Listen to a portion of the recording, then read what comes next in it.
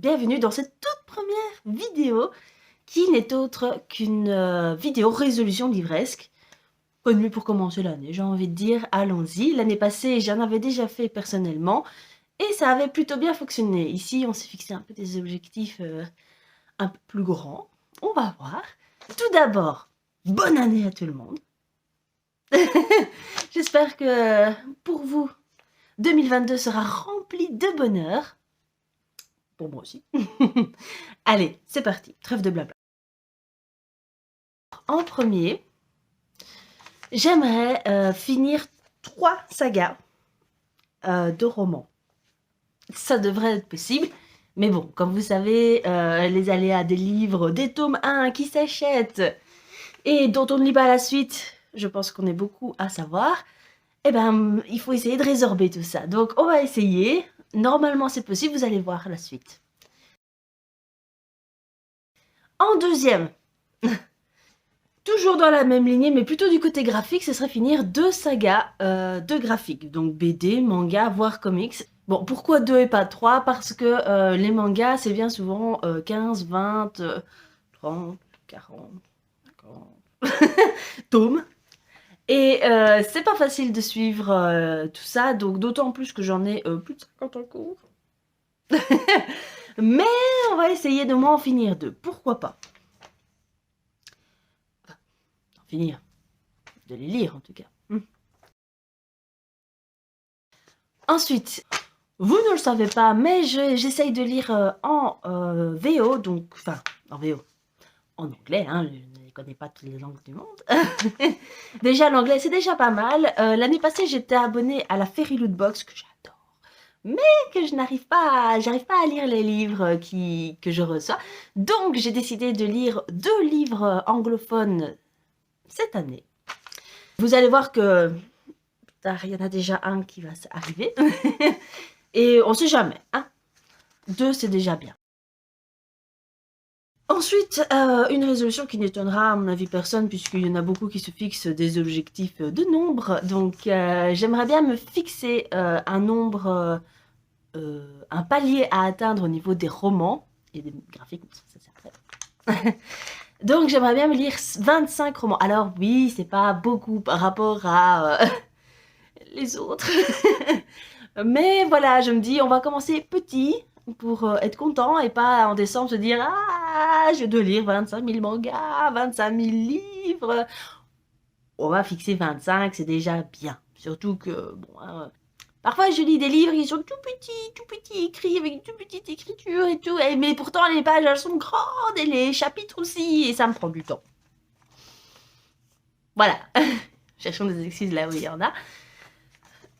Ce sera 25 romans et on verra bien par après. Et dans la même lignée, pour les mangas, les graphiques en général, ce sera 50 là, parce que c'est beaucoup plus facile de lire un manga qui prend 1 heure, 1 heure et demie si les gros à lire qu'un roman qui me prend 3 semaines. Enfin, 3 semaines pour les gros, quoi. Vous voyez, les gros tomes de fantasy, Brajlon.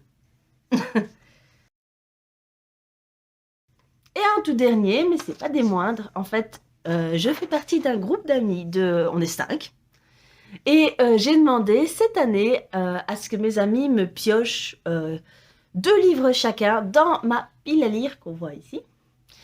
Donc c'était... bon, c'est chouette encore, j'ai réussi l'année passée à en faire 1 par personne, ici c'est 2. Ma pile à lire est rangée en couleurs, donc ils ont dû choisir une couleur chacun, et me choisir 2 romans là-dedans. Donc, c'est parti, je vais vous les présenter. Une de mes meilleures amies m'a choisi la couleur blanche. Et dedans, elle a choisi Ella la passeuse d'âme de Marie Vareille aux éditions PKJ. Je l'ai depuis hyper longtemps. Pas depuis la sortie, hein, mais parce qu'il me faut le temps d'acheter. Mais voilà. Donc, je pense que c'est soit de la dystopie, soit de la fantasy, j'en sais rien du tout. Et voilà, alors on va lire le résumé. Elia est une passeuse d'âme, un être sans émotion. Elle doit exécuter ceux qui sont devenus des poids pour la société. vieux, malade, opposant. Mais un jour, elle ne parvient plus à obéir aux ordres et s'enfuit dans la région la plus déshéritée du pays, là où les passeurs d'âmes sont considérés comme les pires ennemis. Au plus profond d'immenses mines à ciel ouvert, Elia découvre, telle une pépite, une destinée qui la dépasse. Ça a l'air sympa. J'ai hâte, en plus il est court. 313 pages. Allez, j'ai hâte, merci.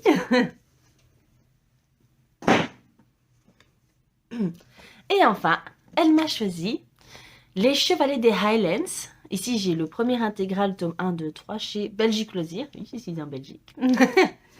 Et de Monica McCarthy.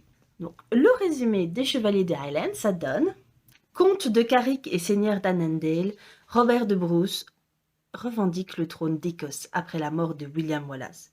Or, pour vaincre les Anglais, il lui faut des mercenaires d'élite qu'il recrute parmi les Highlanders. Ils ont chacun une spécialité et sont les meilleurs dans leur domaine respectif. Thor MacLeod est choisi pour être le chef, même s'il doit au départ être piégé pour se laisser convaincre. Il se chargera de la formation de cette garde secrète qui frappe vite et fort. Ces vaillants guerriers n'ont peur de rien ni personne, mais lorsqu'ils sont frappés par le coup de foudre, ils ne savent pas comment réagir. Les jeunes ladies qu'ils rencontrent ont, elles aussi, des armes secrètes pour gagner un peu de liberté dans un monde dominé par les hommes. Leur force de caractère et leur beauté inégalable. Cela leur suffira-t-il face à ces guerriers redoutables? Alors, c'est un beau bébé, avec plus de 1000 pages. On a une petite confusion, n'est-ce pas? Elle veut que je lise les 1, 2, 3, et moi je veux lire que le 1. Donc, je me suis dit, je vais me fixer le 1, et si j'ai le temps, je me fixerai le 2 et 3 après.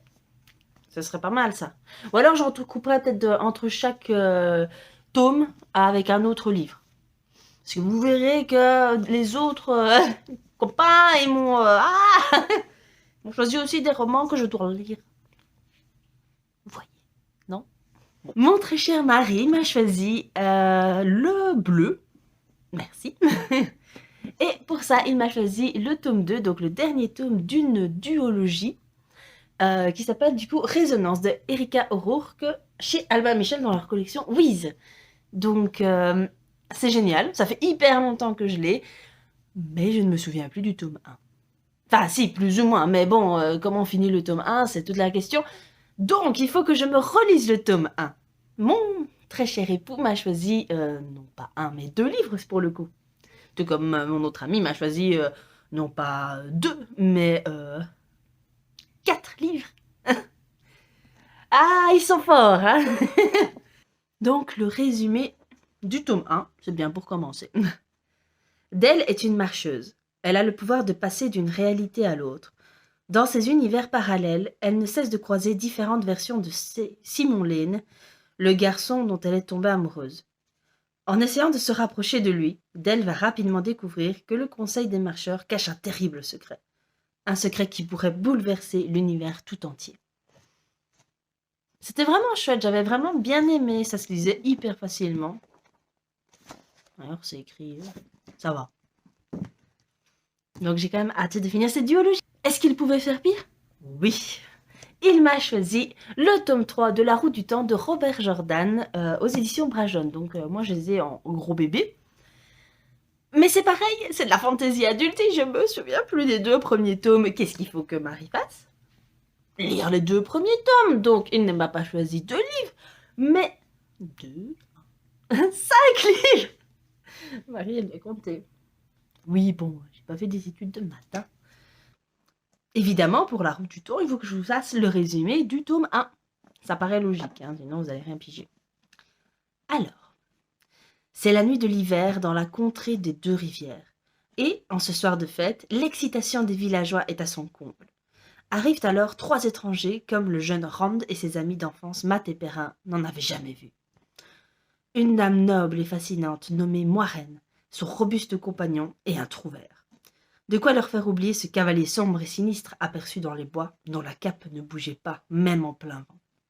Mais Quand une horde de monstres sanguinaires déferle et met le village à feu et à sang, la mystérieuse marraine devine qu'il recherchait quelqu'un. Pour les 3 amis, l'heure est venue de partir, car la roue du temps interdit aux jeunes gens de flâner trop longtemps sur les routes du destin.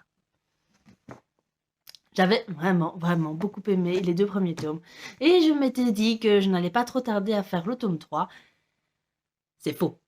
Un autre de mes amis, Pierre-François, m'a choisi également 2 livres. Il n'a pas échappé à la coutume, à la nouvelle coutume. Et d'ailleurs, entre parenthèses, il tient une chaîne sur le comment être heureux. D'ailleurs, si vous voulez aller voir, c'est Stratégie. Il m'a choisi le tome 1 de New Victoria de Lia Abel aux éditions Bragelonne, dans cette sublime édition d'ailleurs. Je sais pas si vous voyez, bon, si vous voyez, c'est doré. Mais ici, le Lia Abel est vraiment écrit en nacré comme ça. Enfin, pas le Lia Abel, mais le support sur Lia Abel. C'est vraiment chouette. Je l'avais acheté à la Foire Lue de Bruxelles de 2020. Juste avant que Monsieur Covid ou Madame Covid, comme vous le sentez, arrive. J'avais craqué et de quoi ça raconte? Ce serait bien parce qu'il est marqué en gros Steampunk. Donc, New Victoria, une civilisation high-tech obéissant aux codes et aux modes de l'ère victorienne, dont les frontières sont menacées par des rebelles qui semblent résister à tout, même à la mort. Bien loin des combats, la jeune aristocrate Nora a un destin tout tracé. Épouser un membre de la haute société et faire honneur à la mémoire de son père. Rien dans sa délicate éducation ne l'a préparée à un violent enlèvement, ni à survivre dans le camp d'une faction rebelle. Et pourtant, elle devra surmonter ses craintes et ses préjugés pour comprendre la nature du véritable danger qui menace les vivants, comme les morts. Ça a l'air hyper sympa, c'est tout ce que j'aime, ça se passe avant, ça se passe un peu dans la science-fiction. Why not? Et en deuxième, il a choisi un livre totalement différent. C'est La prisonnière de Malte. Donc il a choisi La prisonnière de Malte, que j'avais eu dans une boîte aux livres. Je l'avais dans les mains et ma fille a fait oui. Et j'étais tant pis, prenons-le. Et oui. Alors, allons-y. Malte 1552. Inséparables, Nico, 10 ans, et sa sœur Maria, à peine plus âgée, jouent sur les falaises abruptes de l'île lorsque des corsaires turcs s'embarquent du jeune garçon, malgré la résistance acharnée de sa sœur. Nico sera vendu comme esclave à Alger, tandis que Maria restera sur l'île inconsolable. Des années plus tard, frères et sœurs se retrouvent. Ayant gagné la confiance du sultan, Nico doit mener l'assaut de son île natale, âprement défendu par les chevaliers de l'ordre de Malte, dont Christian, l'homme qui a su conquérir le cœur de Maria. Nico, déchiré entre la loyauté qu'il doit au sultan et l'amour de son peuple, réussira-t-il à sauver les siens lors du terrible siège de l'île? Ça a l'air hyper sympa. Bon, maintenant, les livres historiques, j'ai toujours un peu peur d'être... que ça finisse mal. J'aime pas les fins qui finissent mal. Voilà, grand enfant, bonjour. Et enfin, Elodie m'a choisi les noirs. Et pas des montres. Donc, elle m'a choisi le tome 2 de la série The Curse. Je ne sais pas trop quel nom la série porte, mais le premier tome, c'est The Curse, de Marie Rutkowski aux éditions Lumen. Alors là aussi, il faut que je relise le tome 1, parce que j'avais adoré, j'avais eu un coup de cœur, et je me souviens de plus ou moins la trame, je me souviens de comment ça finit, mais comme il s'agit d'intrigues politiques et de 2 peuples complètement différents, j'ai vraiment besoin de relire le tome 1 pour pouvoir apprécier pleinement le tome 2. Et je pense que j'enchaînerai le tome 3 après, parce que je l'ai aussi. Comme ça, on finira une série. Le résumé du tome 1. Gagner peut être la pire des malédictions. Fille du plus célèbre général d'un empire conquérant, Kestrel n'a que 2 choix devant elle, s'enrôler dans l'armée ou se marier. Mais à 17 ans à peine, elle n'est pas prête à se fermer ainsi à tous les horizons. Un jour au marché, elle cède à une impulsion et acquiert pour une petite fortune un esclave rebelle à qui elle espère éviter la mort. Bientôt, toute la ville ne parle plus que de son coup de folie. Kestrel vient de succomber à la malédiction du vainqueur. Celui qui remporte une enchère achète forcément pour un prix trop élevé l'objet de sa convoitise. Bon, je reprends parce qu'on vient d'être coupé par mon cher mari qui me dit qu'il va rentrer manger. Elle ignore encore qu'elle est loin bien loin d'avoir fini de payer son geste. Joueuse hors pair, stratège confirmée, elle a la réputation de toujours savoir quand on lui ment. Elle croit donc deviner une partie du passé tourmenté de l'esclave, Arin, et comprend qu'il n'est pas qui il paraît. Mais ce qu'elle soupçonne n'est qu'une infime partie de la vérité, une vérité qui pourrait bien lui coûter la vie à elle et à tout son entourage. Gagner sera-t-il pour elle la pire des malédictions? Jeu de pouvoir, coup de bluff et piège insidieux, dans un monde nouveau, né de l'imagination d'une auteure unanimement saluée pour son talent, deux jeunes gens que tout oppose se livrent à une partie de poker menteur qui pourrait bien décider de la destinée de tout un peuple. Voilà, c'était super chouette. J'avais eu un bon coup de cœur pour le premier tome et j'avais envie de très vite faire la suite. D'ailleurs, c'est pour ça que j'avais acheté super vite, encore une fois, les tomes 2 et 3. Mais je ne les ai pas lus. Ne me demandez pas pourquoi. Je pense que beaucoup d'entre vous subissent ce problème. Non? Oui? Dites-moi. Et enfin, le tout dernier, mais pas des moindres, qui permettra de remplir une moitié de catégorie de résolution livresque, c'est Onyx and Ivory de Mindy Arnett. Les éditions, je sais pas. B plus B. Donc, c'était un des premiers livres que j'avais reçu de la Fairy Loot Box et je n'avais pas... Il était tout simple. Et je l'ai jamais lu, alors qu'il est sublime. Mais bon. De quoi ça parle? Le résumé, il est en anglais, hein, les gars. Donc, on va essayer de paraphraser, hein, mais en gros, on l'appelle la traîtresse Kate parce que elle a hérité de son père qui a essayé de tenter... D'essayer de tenter, qui a essayé d'assassiner le haut roi de Rime. Donc, ils ont été éjectés de la noblesse. Maintenant, elle travaille pour le courrier royal. Mais apparemment, c'est hard de travailler pour le courrier. Enfin, c'est pas vraiment le courrier, à mon avis, c'est le coursier royal. Et seulement les plus compétents arrivent à survivre. À cause, à mon avis, les plus compétents et les plus rapides. Parce que quand la nuit tombe, on se fait zigouiller, visiblement, dans le royaume. Kate, elle est née avec une magie interdite qui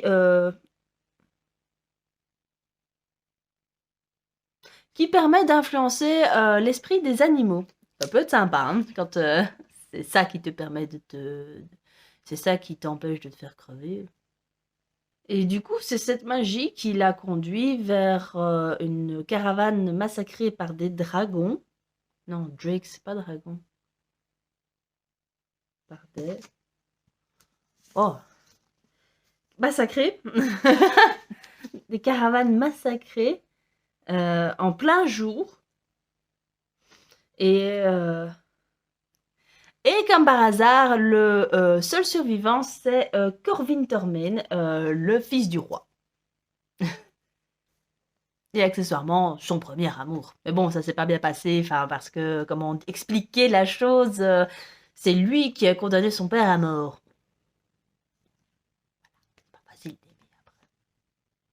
Si je comprends bien, Corvin et Kate vont devoir faire chemin ensemble parce que ce cher Corvin est visiblement menacé par quelque chose et ils vont devoir découvrir ce que c'est. Voilà. Ça a l'air hyper sympa, en vrai, c'est de la fantasy et voilà, j'ai déjà lu un peu de fantasy avec Throne of Glass de Sarah J. Maas, donc espérons que ça match aussi. Voilà. J'espère que la vidéo vous a plu. Si oui, mettez un petit pouce en l'air. Mettez aussi des commentaires pour me dire vous aussi vos résolutions livresques. Ou alors, si vous n'en avez pas, si vous en avez eu l'année passée, si vous avez réussi, etc. Ou si vous voulez réagir à un des livres que mes amis m'ont choisi, n'hésitez surtout pas. Après tout, ça pourra m'aider à en piocher un plus vite que l'autre. Moi, je dis ça... voilà, il me reste à vous dire au revoir. Lisez bien, parce qu'après tout, on ne vit qu'une fois, mais pas les lecteurs, vous le savez. Et bisous!